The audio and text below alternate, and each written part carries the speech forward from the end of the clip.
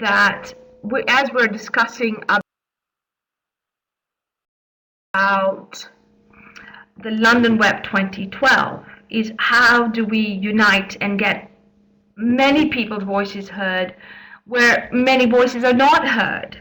Now, in the terms of, when you look at Rio 20, it was a big thing. I first initially got involved in Rio 20 because I was working with Earth Charter International, and I was bringing a solution to converge. How do we all, young people, have a voice?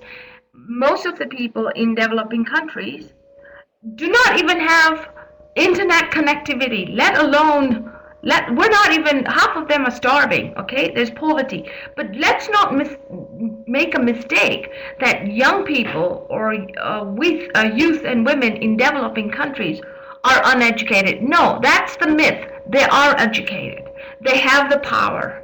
But here is the biggest issue. I was visiting the climate change conference where Kofi Annan was at in Marbella.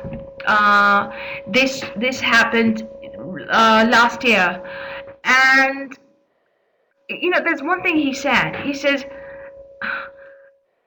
the COP15, nothing happened, right? Nothing happened. We're still facing drought. We're still facing lack of food. We're still facing poverty. We're still facing kids, young people are not getting full education. Okay? Internet has made an impact for us. Absolutely it has.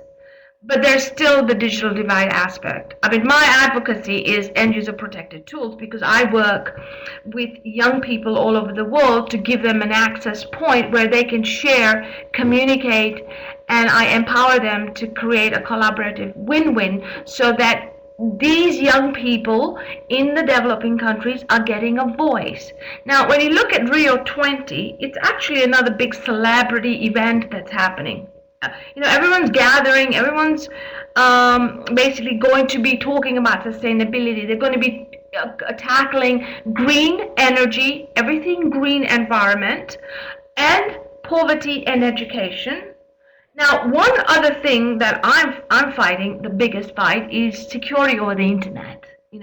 If the MDGs are going to deliver their MDG goals, and I don't want to go into big speech, and if they're going to use social media to connect young people all over the world, then let's also make sure the MDGs bring or adopt best practice policies for end user protected tools, because there is a lot of pedophile and human trafficking also going on over the internet. Now, there are problems globally. We have climate problem, we have education problem, we have gender equality problem, we have women that need access to education, rural areas. So there are all these lots of problems, and yes, everyone's talking about a solution, but we're in 2012. And why is the world still in drought? Why are the people in Sudan or in Chad or in Mali, just imagine what's happening in Mali, all right, recently, the Arab Spring, why are people still facing these issues? Unless global leaders come together and work with governments, and that's what Kofi Annan says during his Marbella Climate Change and Wine Conference. And it was the most incredible conference where winemakers were actually talking about how do you create sustainability, where they can bring their skills of how they protect wine vineyards to maybe help solve some of the problem within the climate change area.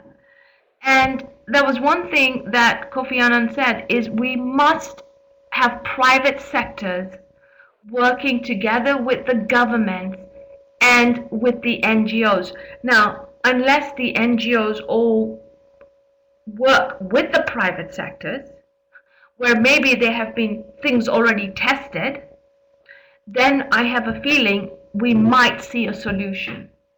And I suggest also that through the web world, Maybe there are different digital solutions that we can bring together so people don't feel disjointed.